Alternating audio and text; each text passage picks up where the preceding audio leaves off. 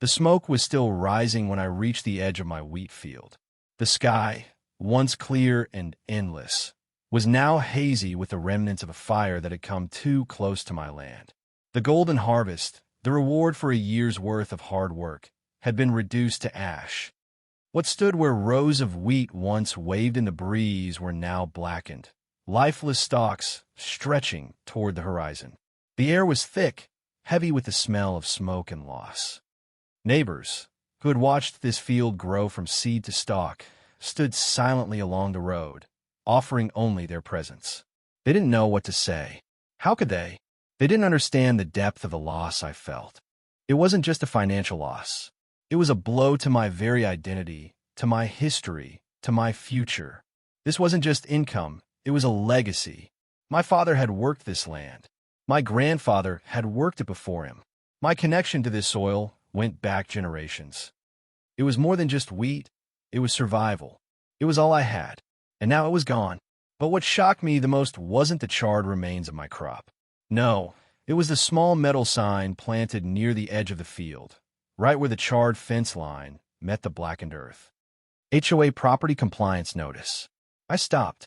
I stared at it, unsure if I was seeing things clearly. I wasn't even a member of their association. So why was it here? Why did they have to post something like that on my land? It didn't make sense. None of it did. And as I stood there, staring at the ruin before me, a cold certainty settled in my chest. This wasn't an accident. Someone had crossed a line, and they were going to pay for it. I didn't know how, but I was going to find out who did this, and I was going to make them face the consequences. The night before the fire, I'd been walking through the wheat, checking on things one last time before harvest. The wind was dry, sweeping across the valley, carrying with it the scent of dust and late summer. It was peaceful, almost perfect. The grain heads brushed together, making a soft, rustling sound in the breeze, like the land itself was speaking to me. It was a moment of quiet contentment. I could hear the promise of the harvest in the rustling wheat, the weight of it hanging in the air. I had worked so hard for this moment, this season of growth. But hours later, that moment of promise was shattered by the orange glow of flames flickering beyond the hill. At first, I thought it was lightning. But as the night went on, it became clear this was no natural fire. By morning, the fire crews had contained the blaze, but not before it had ravaged the ripest part of my crop. Investigators quickly began looking into the cause. The origin point was marked near the roadside ditch. There were no signs of lightning or downed wires, just tire tracks and the faint outline of what appeared to be a fuel container imprint in the dirt. That's when the truth hit me. This was no freak accident. Someone had started this fire deliberately. The more I thought about it, the more it made sense. The HOA's sign, planted right by the fence line, that wasn't just some coincidence. Whoever had done this had made a deliberate decision to destroy everything I had worked for. News of the fire spread like wildfire through the farming community. And soon, my neighbors began arriving, some with thermoses, some with spare seed, others simply offering quiet support. There was no outpouring of anger, no demand for justice, just a quiet, unspoken understanding that this loss wasn't just mine, it was all of ours. We were in this together. But the sympathy, though appreciated, didn't change the fact that my entire season was gone in an instant. Nothing would bring that back. The county fire investigator quickly confirmed what I already suspected. The fire had been deliberately started. The sheriff's office opened a formal inquiry and began requesting security footage from nearby properties. The breakthrough came when one homeowner's security camera picked up a late-night vehicle stopping along the boundary road. The image was grainy, but there was a logo on the door of the vehicle, unmistakable. It belonged to a private contractor who worked for the HOA on landscaping and property enforcement. That's when things really started to unravel. When the deputies went to the contractor's office, they found the smoking gun, records of a work order approved under Linda Harrow's authorization code. The work order stated the purpose as compliance risk and instructed the contractor to clear dry growth along the boundary after dark. The idea was to avoid traffic delays, but it seemed they were also trying to avoid being seen. When deputies questioned Linda, she dismissed the connection. Coincidence, she said. But the evidence didn't lie. The investigation was just getting started, and it was clear Linda Harrow had overstepped her bounds. As the investigation unfolded, I stayed calm. I didn't let anger cloud my judgment.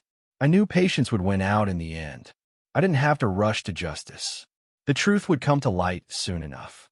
In the meantime, I continued cleaning up the mess. I couldn't sit still, not with the fire's destruction still fresh in my mind. The insurance adjusters came, estimating the damage at nearly the entire season's worth of income. The loss was staggering, but I wasn't going to give up. I was going to rebuild. I was on plan again. Then came the moment that sealed Linda Harrow's fate. One of the contractor's workers admitted they had been instructed to clear dry growth near the boundary after dark. They believed they were operating under HOA authority. When shown the plat map of the area, their faces fell. They realized they had been working far beyond the HOA's jurisdiction. With this new information, the county prosecutor filed charges for unlawful property damage and negligence. Linda Harrow was named in the complaint. The news spread quickly. The town was in an uproar. People were divided. Some defended Linda. Others saw it as a clear abuse of power. But for me, it wasn't just about the field anymore. It was about the principle of the thing. This wasn't just about a fire. It was about the misuse of power, about how authority can be taken too far when it isn't kept in check. The courtroom filled with farmers, homeowners, and reporters. Everyone had a stake in what was happening. The town had been divided by the fire, but now it was united in one question. Where do we draw the line between lawful authority and abuse? When I walked into the courtroom, I carried the same calm I'd had through the entire ordeal. It was a quiet kind of strength that didn't need a shout. I knew that my words would carry weight. Linda arrived shortly after, and I could see the confidence I'd once known in her had been replaced by tension. The evidence was laid out. The work orders, the plat maps, the contractor's admissions, and the fire investigator's report. Everything pointed back to Linda. And when the attorneys spoke about the overreach of HOA authority, it became clear this wasn't just about crops. It was about accountability. When it was my turn to speak, I didn't raise my voice. I simply talked about the land, about how every season's harvest is about more than just business. It's about family, about survival. It was something everyone in that room could understand. I wasn't just some farmer. I was a part of this community, just as my father and grandfather had been before me. My words had power, and when the session ended, it was clear that this case had become something much bigger than just a dispute over a field. The ruling came a week later. Linda Harrow was held liable for the damages and was ordered to pay restitution and legal penalties. The contractor was fined, and the county issued clear directives to prevent any future overreach by the HOA. As for me, I received enough compensation to replant and recover. It wasn't justice in the way most people would expect, but it was something. As winter approached, I stood at the edge of my land again, the soil resting beneath a pale, empty sky. The season was over, but life would come again. The burned field hadn't ended my story. It had shown me something more important. It showed me that the truth, no matter how painful, always comes out in the end. And when it does, it brings restoration, not just for the individual, but for the community as well. My neighbors, who had once watched in silence, now greeted me with respect. They understood what had happened, not just to me, but to all of us. We were all in this together. In the stillness of that valley, as I stood there with the wind in my face and the promise of a new season ahead, I realized something important. Justice doesn't always look the way we think it should. It isn't always about a courtroom victory or a fine. Sometimes it's about restoration. It's about doing what's right, even when it's hard. And it's about standing up for what you believe in, no matter the cost. But here's the real question. How far do we let people in power go before it becomes too much? Where do we draw the line between authority and abuse? How do we stop those who have the power from trampling on the rest of us? These are questions we all need to think about. So, I ask you, what do you think?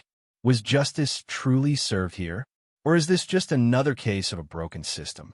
Share your thoughts. Let me know what you think. I'd love to hear your perspective on this.